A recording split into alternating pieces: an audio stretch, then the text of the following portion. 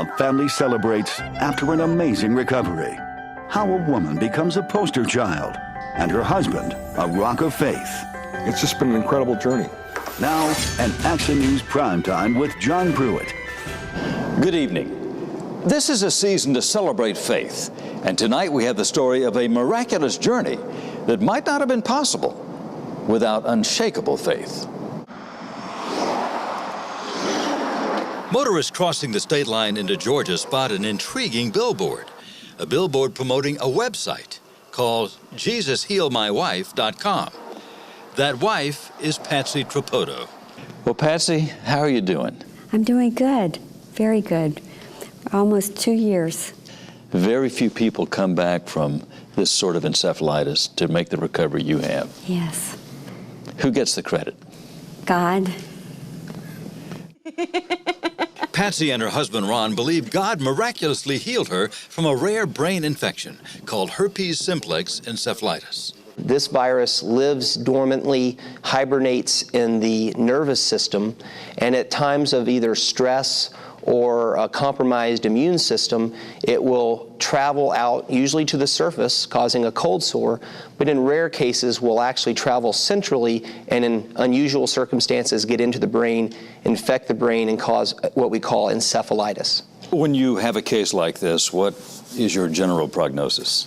Generally, the patients I see with herpes encephalitis are severely and usually permanently affected. It is. Is it a clothespin?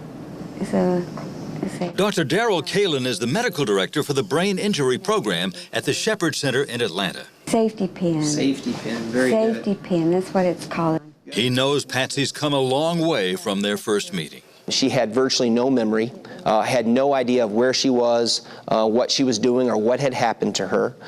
She had severe language problems, could not get words out, could not follow commands. It is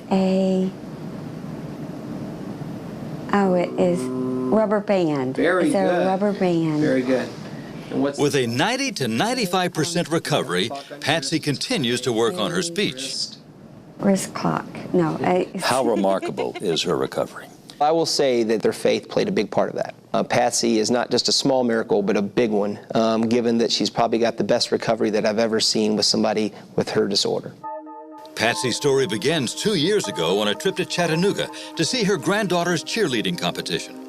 Patsy's daughter thought her mother was simply tired.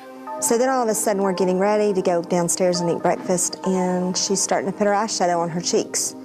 And I'm looking at her like, okay, something's really wrong. A complete series of tests showed nothing abnormal. But a week later, Ron rushed her to Duke Medical Center. She was disoriented with a high fever. She lapsed into a coma, was given a 10% chance of survival. I saw her, the head neurologist. I looked at him, I said, Doc, I just want you to know something. Patsy's going to be totally healed. And he looked at me like either A, I was nuts, or B, I hope you're right. Ron asked everyone he knew to pray, but Amy did not share her stepfather's optimism. I thought, there's no hope. I mean, she had a shunt sticking out of her head, and it was very hard. And then Ron comes in and says she's going to be fine. Oh, yes. How do you react to that? I'm looking at him like he's crazy.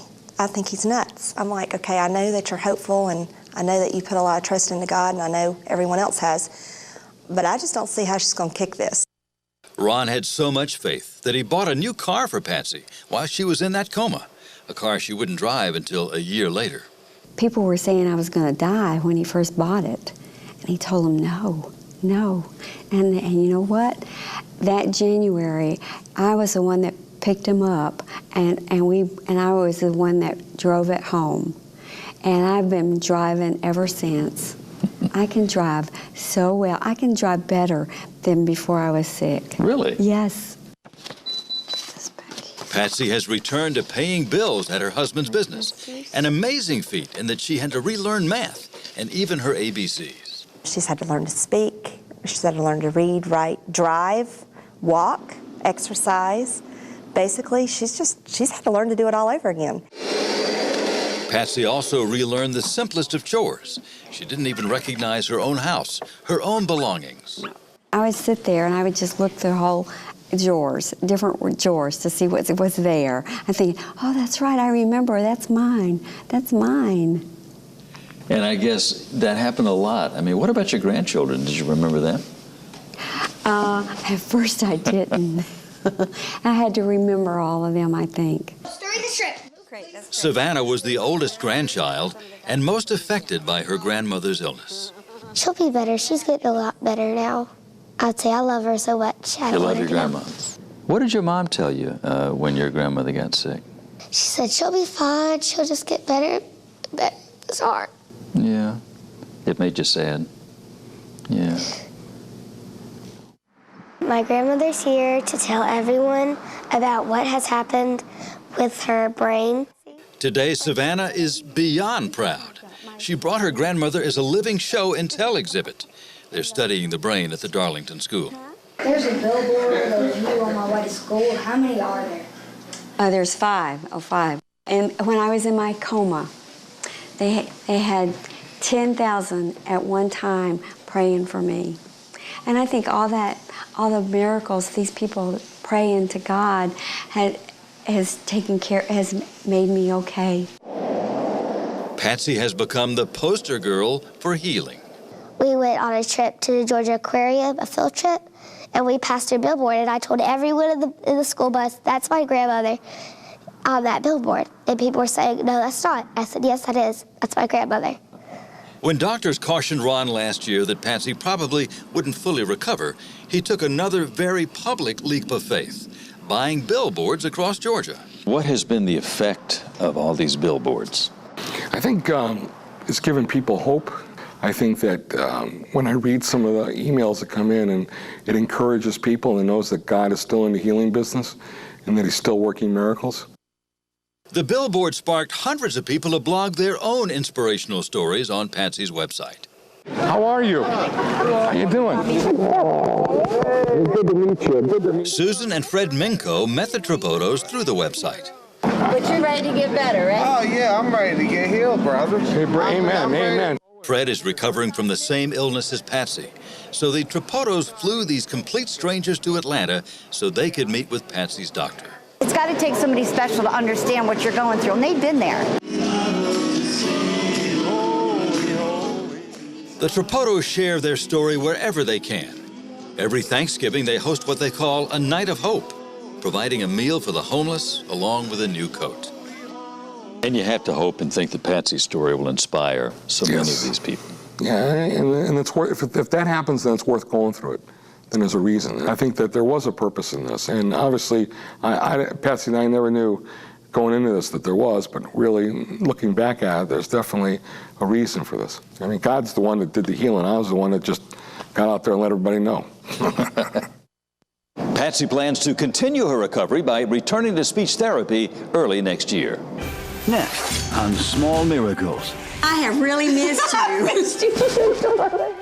One Christmas surprise for the Trapoto family. One member you've got to meet. Patsy has great things that she's going to do. We now return to Small Miracles, an Action News Prime Time with John Pruett. Patsy Trapoto spent months at the Shepherd Center relearning simple tasks like walking or brushing her teeth. Throughout, her family's support was critical, but there is one other key person you have yet to meet. When Patsy Trapoto was in grave danger of dying 2 years ago, there was a friend by her side. She would always kiss me on the cheek, and I would just love her, and I'd say, it's going to be all right, girl. Linda Jackson became Patsy's constant caretaker, her shadow. An unusual choice since Linda was married to Patsy's former husband. But from the beginning, there had been an extraordinary bond between these families. With patience and tough love, Linda pushed and pulled Patsy through recovery, every day for a year. Have you ever had anything as challenging in your life? No, I have not. I had to treat Patsy like my child, even though she was my grown friend. There must have been moments of great frustration for you. Oh, there was. If I had a down day or something, Ron would say, you can do it, Linda, you can do it. And we'd look at Patsy and we'd both say, you can do it, Patsy. AirTran Airways helped us fly Linda from her home in Houston back to Atlanta for a visit. Merry Christmas! She strolled into dinner as an early Christmas surprise. Where'd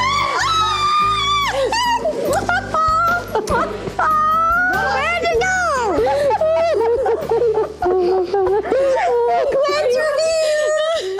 There were plenty of hugs to go around. Linda was a missing part of the Trapoto family.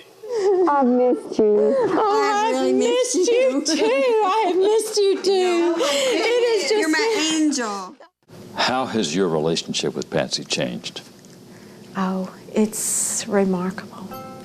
We call each other sisters. We're just sisters. That's all right. That's we are. She says I'm her angel, but no, she's the angel, and I call her my hero because she is. Linda gave Patsy her Christmas gift. Hear the bells. But the best gift was holding a dear friend.